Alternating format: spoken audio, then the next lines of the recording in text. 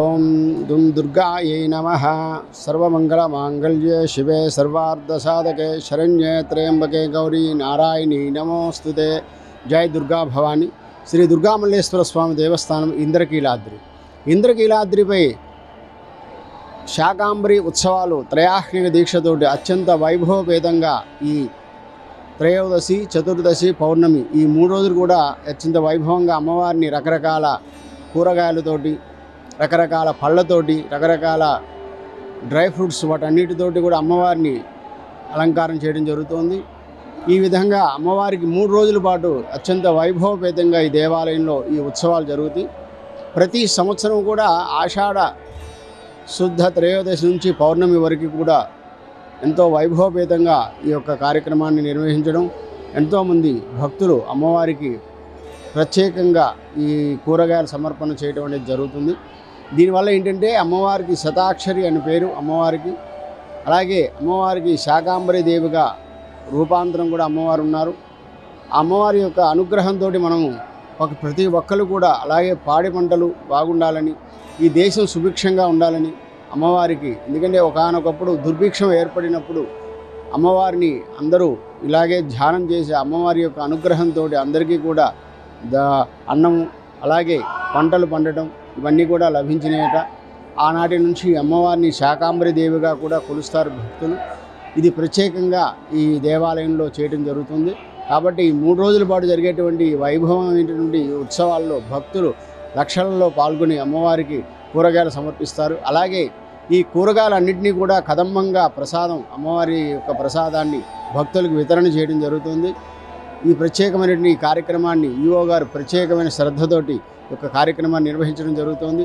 కాబట్టి భక్తులందరికీ కూడా ఈ శాకాంబరి అమ్మవారి యొక్క శుభ ఆశీస్సులతోటి మీకు, మీ కుటుంబంలో ఉండే అందరికీ కూడా శుభంగా ఉండాలని అమ్మవారి యొక్క శుభ ఆశీస్సులతోటి జై దుర్గా భవాని. అంటే ఈ శాకాంబరి ఆషాఢ మాసంలో, ఎందుకంటే అమ్మవారి యొక్క ప్రాధాన్యత చెందినటువంటి మాసంగా ఇది. ఎందుకంటే చాతుర్మాస్యం కూడా ఈ నెల నుంచే ప్రారంభమవుతుంది. అలాగే ఎన్నో విశేషమైనటువంటి కార్యక్రమాలు దక్షిణాయనం ప్రారంభం కూడా ఈ ఆషాఢ మాసంలోనే ప్రారంభమవుతుంది.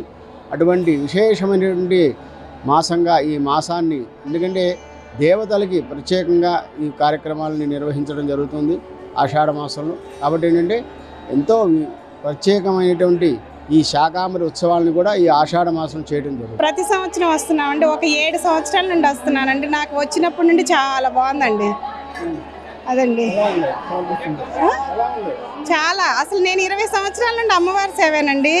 మేము చిన్న రేకుల షెడ్ నుండి ఆ తల్లి అంచెలంచెలకు ఇవ్వటమే నాకు. ఇప్పుడు మేము చాలా మంచి స్థాయిలో ఉన్నాం. మా అమ్మాయి బాగా చదువుతుంది, అంతా బాగుందండి, హ్యాపీ. మా ఆయన గారికి ఒంట్లో బాగోపోయిన అమ్మవారు వచ్చి చక్కగా మంచిగా చేసి వెళ్ళింది మాకు. సూపర్. ఇక ఏం చెప్పా సార్ అండి, అందరం కలిసి చాలా మంది వచ్చాము. ఆనవాయితీగా చక్కగా వచ్చామండి. 20 సంవత్సరాల నుండి పక్కపక్కన రేకుల ఇంట్లో ఉండి వీళ్ళ పిల్లలు ఇప్పుడు అమెరికాలో ఉన్నారండి. ఆ తల్లి దయ వల్లే అమెరికాలో ఉన్నారు. మా ఆయన గారు మంచిగా ఒక మంచి మంచి స్థలాలన్నీ ఆ ముందు మంచి పేరు ప్రతిష్టలు మాకు ఆ తల్లి దయ వల్ల. ఇంకా మేము ఇక కొన్ని లైఫ్ లాంగ్ అంతే, మా జీవితం ఇంతే. అమ్మవారికి అంకితం మా జీవితం. అమ్మవారికి అంకితం అండి మా జీవితం. మంచిగా దర్శనం అయింది అంతే. బాగుందండి, చాలా బాగుంది. ఆషాఢ మాసంలో ఆమెకి సమర్పించడంలో కారణం ఏంటండి? అదే ఆనవాదిగా అమ్మవారికి సారని అంటారు. మేము కూడా అందరం వస్తున్నాం. ఇప్పుడు 7 సంవత్సరాల నుంచి వస్తున్నాం. మాసం అంటే పుట్టింటికి ఆడపిల్లలు వస్తారు కదండి. వచ్చినప్పుడు అట్లాగే అమ్మవారు కూడా మన ఇంటికి వస్తారు. కాబట్టి ఆ తల్లికి పసుపు, కుంకుమ, పూలు, గాజు సమర్పించడం అని పెద్దవాళ్ళు చెప్పిన అనేది ఇప్పుడు ఈ మధ్య ఎక్కువగా నడుగుతుంది, ఎక్కువగా జరుగుతూ ఉంది. నా పేరు విజయలక్ష్మి. మేము ప్రకాశం జిల్లా మార్కాపురం నుంచి వచ్చాము. మా టీం లీడర్ పక్కనే ఉన్నారు, వెన్నా స్వర్ణలత గారు. మేము 240 మంది వచ్చామండి. మేము వచ్చి 6వ తేదీ తొలేకాదశి రోజు వచ్చాము సేవకి. మా వాళ్ళందరూ చాలా చాలా బాగా చేశారు, తరించిపోయారు. ఈరోజు ఎలాగో వచ్చాం కదా అని ప్రతి సంవత్సరం వస్తున్నాము. సారీ కూడా పెట్టి ఇప్పుడే అయిపోయిందండి. చాలా బాగా చేశారు. గుడి వాళ్ళు కూడా బాగా రిసీవ్ చేసుకున్నారు. చక్కగా భోజనాలు కానీ మాకు అకామిడేషన్ కానీ అన్నీ ఏర్పాటు చేశారు. కాకపోతే ఈ శాకాంబరి అనగానే మనకి వర్షాలు పడాలని, రైతులు బాగుండాలని చేస్తారు. చిన్న బాధ ఏంటంటే మనమే ప్రకృతిని పాడు చేస్తున్నాం. ఇలాంటివన్నీ మళ్ళీ అమ్మవారు ప్రతి సంవత్సరం చేసుకుని గుర్తు చేస్తుంది. మనం దీన్ని గుర్తు పెట్టుకొని ప్రకృతిని కాపాడుకోవాలని, ఆ అమ్మవారు మన అందరికి ఇచ్చిన ఈ ప్రకృతిని మనం నిలబెట్టుకోవాలని మనస్ఫూర్తిగా అనుకుంటున్నాను. జై భవాని.